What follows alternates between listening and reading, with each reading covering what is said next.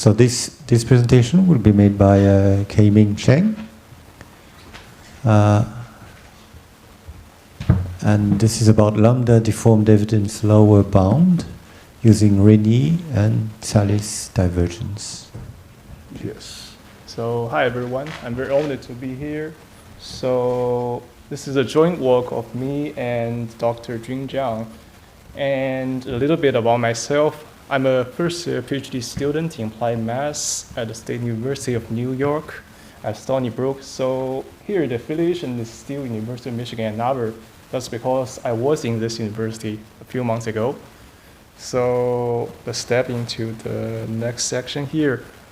So in research, I'm going to give you some new insights into the evidence lower bound and its default type, and also with a high relationship with the Rényi and Tsallis divergence.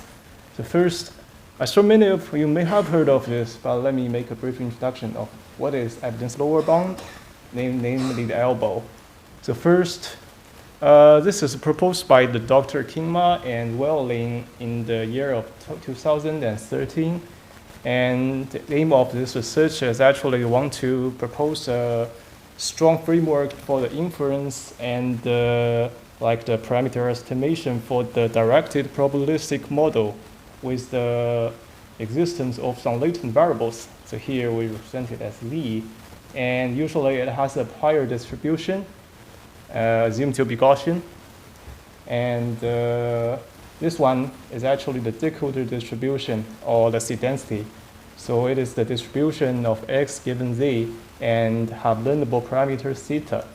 So our main idea here is actually to maximize this likelihood of theta, which is here.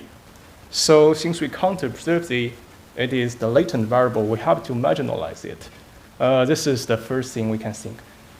So if we marginalize over this joint distribution, but we find that it is impossible to do so since the z is a continuous distribution. So maybe we can use the Bayes rule here, but no way.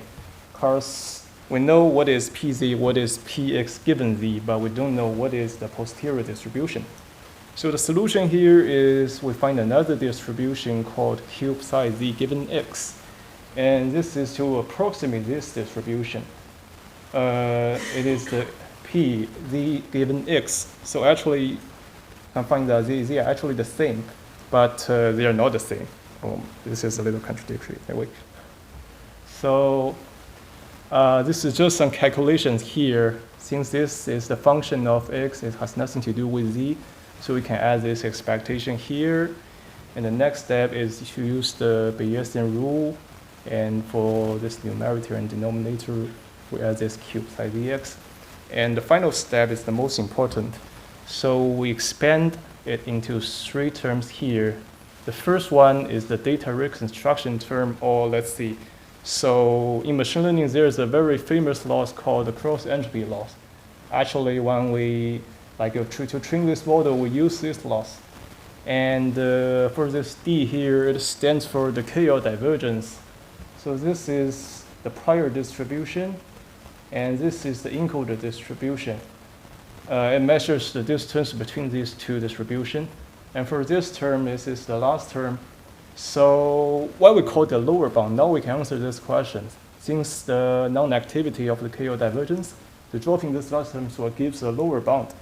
So let's see if we move this to the left, like we write it into this form. That gives the definition of the l-ELBO, or the evidence lower bound. So when we want to train some variational inference problem, like the VAE, so usually we want to maximize this. But usually, in machine learning and deep learning, it's usually for convex function, it's more effective to minimize it. So it's just to take the negative. So here's a brief introduction of the Tsallis and Rényi divergence, just two probability distributions. Okay, so they are both absolutely continuous to this reference measure. So here, I think, yeah, you are very familiar with this, but this term is it's not quite usual, this definition. It's in the expectation form. And for this Tsallis, I think maybe you have heard of this or have seen this before. But for this term, you can see that I use the log function here. This is what has been mentioned before, like the Q logarithmic function, but here I use the lambda as the hyperparameter. So you will see that these two are quite the same actually, only a parameter. So here, this Q is the distribution of Q. And this is definition for the Rényi. Okay, let's step into the next. What I want to see here is we know that except these two, like we still have alpha divergence and power divergence, and also we have the gamma divergence and beta divergence. Some of proposed by some scholars such as Amari and also Chrissy Reed and Basil Harris. They propose a lot of divergence and the statistical distance. So in this sense, many of these divergences, they have been applied into some tasks such as the hypothesis testing and into some like the goodness of fit testing and also statistical inference. So some of this divergence, like for alpha and power divergence, you will see that actually they're strongly related with these two. Because they are sometimes you can simply think of this as the representation of so here is alpha and here is the lambda, but it's okay. It's actually quite the same. So the most important part is actually this part. This is how it works as a very good foundation of the robustness and efficiency. So here, actually, okay, here is the typo. It is minus Q, sorry. So here we use the framework of actually you can think these two as the same. You can use Q or you can use lambda. So why we adopted lambda here is because the work of the Wang and Zhang, like in 2022, and they find the new lambda duality between the Tsallis and Rényi deformation. So I think it is a good way to like unify all of these things together. And this is actually the two ways of doing it. But this is not the main topic of the day. So here is just a form like tell you the relationship between when Q equals 1, it is limiting to the log. So the logarithmic and Q logarithmic. And for the Shannon entropy, KL divergence, yeah, as following. So here, maybe the first, actually I have given this before, but actually the ELBO can also be written in such another expectation form, which is the joint distribution over the encoder distribution and take the log and expectation over Q. So in this sense, I adopted the same method of the Tsallis divergence and Rényi divergence. So actually, this is also in the expectation form and this as well. So when here, the lambda at approaches 0, it will reduces to the regular cases. But this is not enough. Of course, if we want to use it, this form, we cannot do the implementation through it. So what's next? So in this page, we denote a pair of mutually immersed monotonic increasing functions, which we name it as kappa lambda and gamma lambda. Actually, they are reverse transformations. So you can see that for the divergence and for the ELBO here, they have such relationship. But note that this is the minus lambda here. So this is one of our most impressive part of this. So for this line and this line, this is actually, you will see that this is the log likelihood, and this is what we defined as the Tsallis ELBO, and here is the Rényi ELBO. So here, this is actually the Tsallis and Rényi divergence. So this is like correspondence to the vanilla case. It somehow tells you how this works as a decomposition form. But here, note that there is the POS to the power of lambda, and here, this is not the regular log. Another interesting part is here. So if we want to train this model using the Tsallis or Rényi divergence here, the ELBO here, we will find that this is, instead of the encoder distribution, actually the cross entropy is now with expectation to this U lambda Zx. So what is this? And okay, so this is just divergence. Let me step to the next one. Okay, this is just the formula I gave you before. And for the definition of this u lambda z given x, this is actually the distribution. You remember this term, right? Very classical. So it's over this term. And it's very easy. Just use one step. We can show that this is actually a probability density function. Of course, you see integrate over z. So this term is actually works as a normalization term. And it has two special cases. When lambda equals 0 and lambda equals 1. So when lambda equals 0, it will become the encoder distribution. And when lambda equals 1, it will become the prior distribution. So they are both functions of z. And you will find that when lambda like changes through 0 to 1 or 1 to 0, or actually it can be like larger than 1 or smaller than 0. But here, it actually works like something like e geodesic, and it shifts continuously through the one part to another. So for this results, actually we use MNIST dataset. Maybe you have heard of it before. So from the upper left to the bottom right, actually here, this is the 1 to 0. So for different choices of lambda, it works as a reconstruction samples of this 5 times 5 grid of the digits. So for this part, from top to the bottom, still these hyperparameters, and this is not the reconstruction samples. This is simply just the what we say as the generate samples. So actually, we randomly pick some of the vectors from the latent space of Z, and we generate some samples like this. Maybe that's not quite clear. So here, we use the Monte Carlo approximation of the Rényi bound to calculate this, and we adopted the negative log likelihood, which calculates as this. So it works as a metric for the BAE. And here, when the lambda equals 0, it is the vanilla BAE. But when like lambda equals 1, it is the importance-weighted autoencoder. So if lambda is larger than 1, there is another like VR max, variation autoencoder max. It will converge steadily into that part, but I don't include in this figure.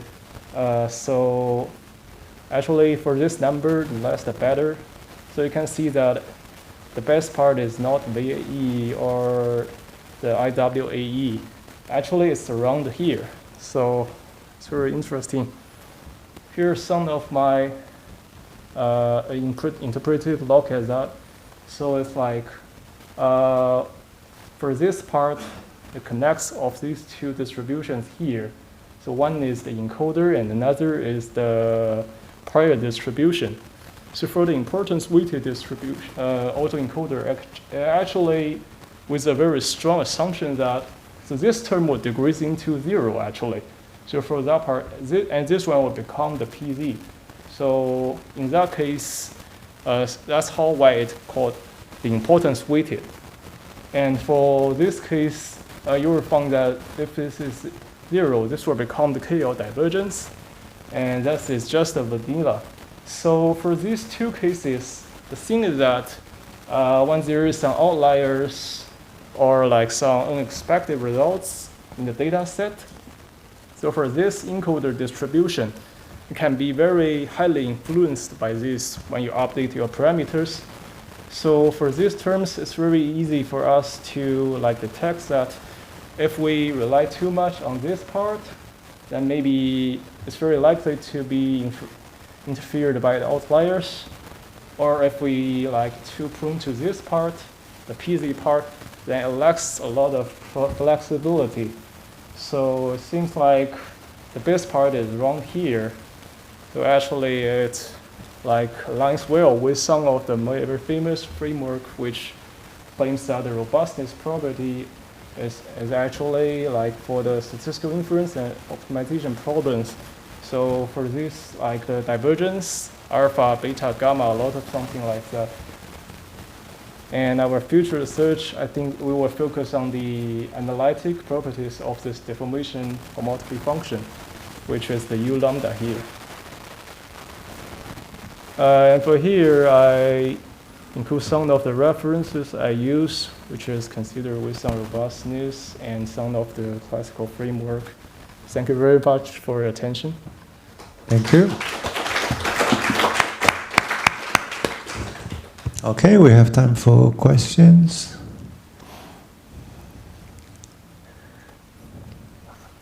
Okay, just one short question. Going back to slide number 9. Okay. Yeah, in the case of Tsallis, you only have this lambda log, right? In case of Rényi, it seems that you have the natural log. Which is better? At least for me, I think, of course, like they are actually the monotone transformation of each other. They're kind of equivalent, but when doing this implementation, I adopted the Rényi. Of course, the Tsallis is it's not very numerical stable. Yeah, so I adopted Rényi in this. So Rényi is better. I think in implementation it's better, but for analytical, it's hard. Do you have a clue why? What's it? Do you have any clue why would be better in terms of stability or? Yeah, of course, the Tsallis, for this part, so if you want to do something like iterations or, of course, if you choose the lambda, it's not a very good, or let's say it's around just 0 to 1 or some part of it. It's very likely for this to have a very small change. Yeah, that's why Tsallis, I think it's not as good as this Rényi. But for Rényi, I think, in implementation it's better, but since analytically they're a monotone transformation of each other, so I think maybe kind of the same. Yeah, but you can see that for this part, I think this is actually more clear for Tsallis in this decomposition form. So I think maybe they both have some advantages over each other. Okay, great. Thank you. Any other question? Okay, so let us thank all the speakers in this session. Thank you. Thank you again. And so we're supposed to meet for the second group photo. That would be downstairs in the first floor, bottom floor, and about, I guess, 20 minutes from now.